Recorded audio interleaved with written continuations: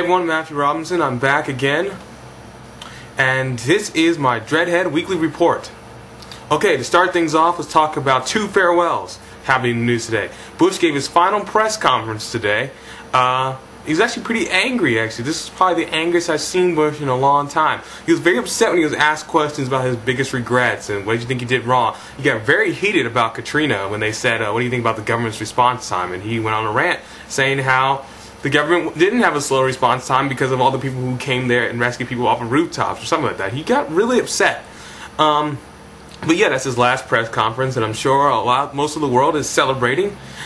He did say one good thing to point out that I think we do have to take into account about Bush's presidency. He said, I'm sure I'm not going to be unpopular. I have to make unpopular decisions to protect the country. Now, how true that statement is or not, that is a good point. How much is the American people allowed to know? What did he know that maybe we didn't? I'm not saying I like the guy, but I'm saying we'll see history judges him. He's definitely not going to be the best president, but I don't think he'll end up being the worst president, as some people have suggested. In my opinion, there's some very bad presidents already. Let's talk about Andrew Jackson and Harding. Those guys were terrible, terrible presidents. So, and Harrison, he was a pretty terrible president too. Okay, moving on. The other farewell, Tony Dungy is leaving the Colts. I just got finished watching his press conference. It was a very emotional press conference. The president and owner of the Colts were both seen very teary-eyed, and they were talking about Tony Dungy's great faith, his great service, and how he's led this team. And Tony Dungy also gave a very inspiring and emotional speech. Tony Dungy is a hero, especially in the African-American community, for being the first black head coach ever to win the Super Bowl. He seemed like a really good man. Obviously, he wants to spend more time with his family, especially after the unfortunate incident with his son. I'm sure he wants to doesn't want to take his family for granted, and he wants to be there with them. So, congratulations, Tony Dungy. You were a great coach. You're tied for second most winningest coach with a single team with a minimum of 50 games. You did a great job. You will be missed. Okay, also going back to politics, we all know about Burris, Senator Rod Blagojevich's choice to take Obama's vacated Senate seat. Now, at first, Harry Reid and Nancy Pelosi were saying a lot of bad stuff about Burris, but after Obama gave him kind of the thumbs up and said, hey, everyone, let's listen to what Burris has to say, their attitude kind of changed. Now, here's how I see it. Blagojevich hasn't been impeached yet, or when he made the choice, he hadn't been impeached, and he hadn't been found guilty technically of anything. So his Senate seat selection should be selected. Now, I'm not saying I like Burris. I have no idea who Burris is, and he seems like an egomaniac. I'm sure some of you have seen, they parodied on The Daily Show with Jon Stewart, how he has a monument already built for him. His grave is already built, and they're already starting to chip in his accomplishments. It's very egotistical. Seems pretty creepy, but everyone's forgetting that this guy is only going to be in power for 1 year, really. 1 year. I mean, is it really going to be that bad? I don't know. I can't really say much about the situation. What I do know is that Blagojevich is a very bad man, but that doesn't mean that Burris is a bad man. But he could be. Who knows? I think he needs to be checked. Carefully. Very carefully, in fact. Okay. What else?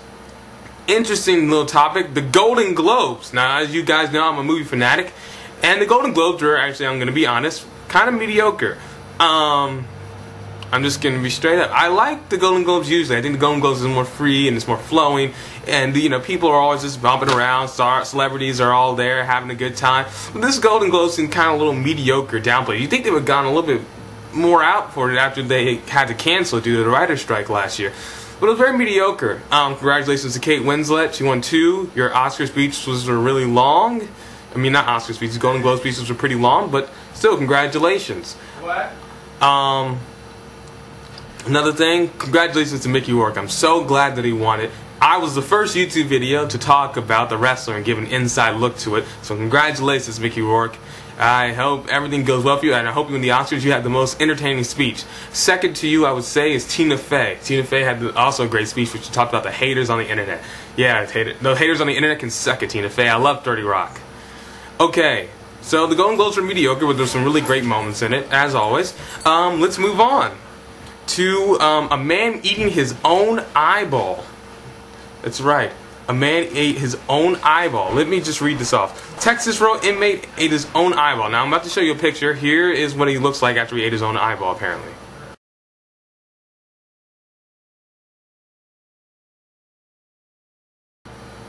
Yeah, pretty grim stuff. But this happened in Houston. It was a death row. Why did he eat his own eyeball? Well, I'm about to explain that actually, Jordan. It's my brother, everyone. Well, it seems he was on death row, and he's had reported cases of like mental problems. So he's never been quite right in the head.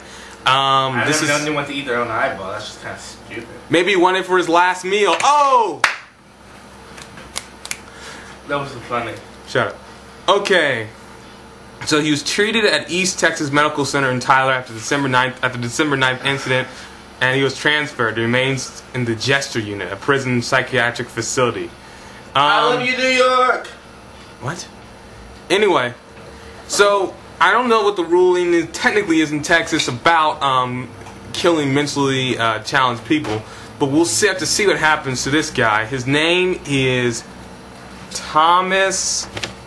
Andre Thomas. Andre Thomas. He's 25 years old. He's in jail for the fatal stabbings of his estranged wife and their young son and her 13-month-old daughter in March 2004. So obviously this is a pretty sick guy, and he just ate his own eyeball.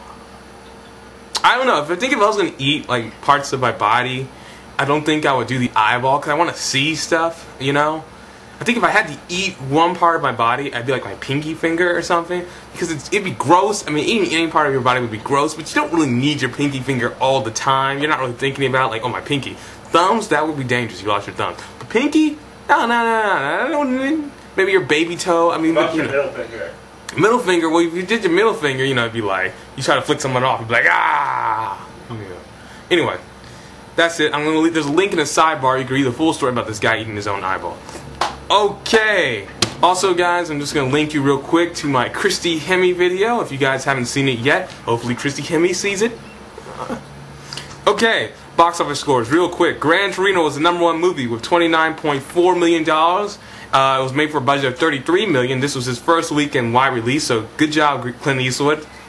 Bride War, starring Anne Hathaway and Kate Hudson, which was slammed by the critics, got $21.5 million. It was made for $30 million, so it's obviously going to make money eventually. The Unborn was made $19.8 million, a very good opening weekend for it. Marley and Me made $11.3 million. It dropped down this week. It was previously #1, now it's #4. And Benjamin Button stays in the top 5 with $9.2 million.